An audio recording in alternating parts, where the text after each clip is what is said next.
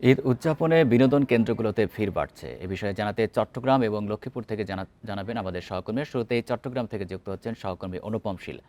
অনুপম, চট্টগ্রামে বিনোদন কেন্দ্রগুলোতে ভিড় কেমন দেখতে পাচ্ছেন, সেই সাথে নিরাপত্তার বিষয়টিও জানাবেন।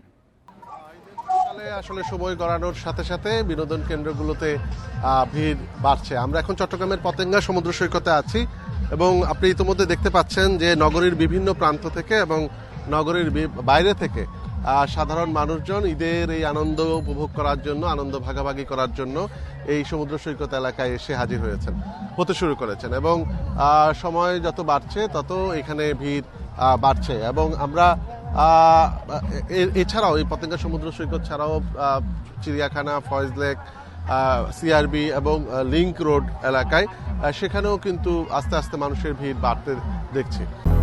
200-র বেশি সার্ভিস ও ফিচারে লেনদেনের সব বিকাশ অ্যাপে সম্ভব। তবে আমরা যেটি ধারণা করছি যে অর্থাৎ বিকেল হতে হতে এখানে জনারণ্য তৈরি হবে, অন্যান্য বছরও তেমনটা দেখছি এবং সেক্ষেত্রে এই পতেঙ্গা সমুদ্র সৈকতে আসার যে পথ সেখানে এক ধরনের যানজট পরিস্থিতি তৈরি হওয়ার আশঙ্কা আছে।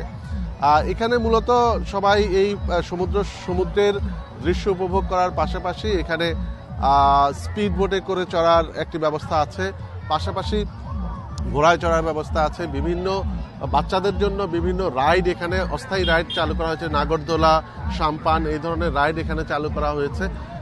এবং এছাড়াও যারা চট্টগ্রাম শহর থেকে মূলত গ্রামের বাড়িতে যাননি তারা মূলত এই মুহূর্তে এখানে ভিড় করছেন। আমরা বিকেল নাগাদ চট্টগ্রামের স্থানীয়রাও কিন্তু আস্তে আস্তে এই বিনোদন কেন্দ্রগুলোতে আসতে শুরু করবেন এবং এই বিনোদন কেন্দ্রগুলোকে ঘিরে পুলিশের 3 স্তরের নিরাপত্তার কথা বলা হয়েছে এবং এর মধ্যে ট্রাফিক ব্যবস্থাপনাকেও ঢেলে সাজানো হয়েছে। Chittagong metropolitan police commissioner Hasib Aziz তিনি জানিয়েছেন যে তারা এই বিনোদন কেন্দ্রগুলো নিরাপত্তা এবং ট্রাফিক ব্যবস্থাপনার জন্য বাড়তি পুলিশ সদস্য মোতায়েন করেছেন, পাশাপাশি যাতে এখানে কোনো অপ্রীতিকর পরিস্থিতি তৈরি না হয় সেজন্য পুলিশের জোর নজরদারি আছে। এছাড়াও ট্যুরিস্ট পুলিশের তৎপরতা আমরা লক্ষ্য করেছি। এখানে ট্যুরিস্ট পুলিশের একটি বিট আছে, সেখান থেকেও কিন্তু কিছুক্ষণ পর পর এখানে টহল জোরদার করা হয়েছে। আর এছাড়াও চট্টগ্রাম মেট্রোপলিটন পুলিশের পক্ষ থেকে ঈদের এই বিনোদন কেন্দ্র কেন্দ্রিক নিরাপত্তার জন্য 11টি নির্দেশনা দেওয়া হয়েছে। সাধারণ মানুষকে এই সমস্ত নির্দেশনা মেনে চলার আহ্বান জানানো হয়েছে। সবকিছু মিলিয়ে ঈদের আনন্দ উপভোগ করার জন্য চট্টগ্রামবাসী এবং আমরা যেটি ধারণা করছি যে কালকে পরশু হয়তো চট্টগ্রামের বাইরে থেকেও এই সমস্ত বিনোদন কেন্দ্রগুলোতে সাধারণ মানুষজন এসে ভিড় করতে শুরু করবেন। অনুপম, আপনি থাকবেন আমাদের সাথে। আমরা এবার লক্ষ্মীপুরের পরিস্থিতি জানবো। সেখান থেকে যুক্ত হচ্ছেন সহকর্মী আব্বাস হোসেন। আব্বাস, লক্ষ্মীপুরে কতগুলি বিনোদন কেন্দ্র রয়েছে, সেখানে মানুষের উপস্থিতি কেমন দেখতে পাচ্ছেন, সার্বিক বিষয় নিয়ে জানাবেন।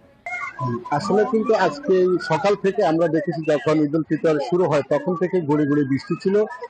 এখন কিন্তু হালকা বৃষ্টি রয়েছে গড়ি গড়ি, কিন্তু তারপরে কিন্তু মানুষ এই বৃষ্টি অপেক্ষা করে মানুষ যে যার মতো করে বিভিন্ন বিনোদন কেন্দ্রগুলো তারা ঘুরছেন। তা আমি এখন যেখানে রয়েছে একটি লক্ষ্মীপুর শিশু পার্ক।